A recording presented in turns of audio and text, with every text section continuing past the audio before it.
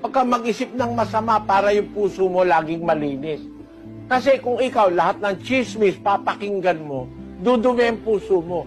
Yan hong mga chismoso at chismosa. Mga ahente ni Satanas yan para dumihan ang puso mo. Huh?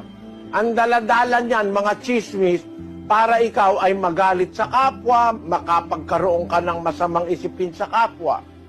Ang trabaho niyang mga chismoso at chismosa, huwag niyong gagawin. Marurumi ang puso niyan. Kasi ang sabi ng salita ng Diyos, ang mapaghatid dumapit, naghihiwalay ng magkakaibigang matalik. Sabi ni Kristo, mapapalad ang mga may malinis na puso.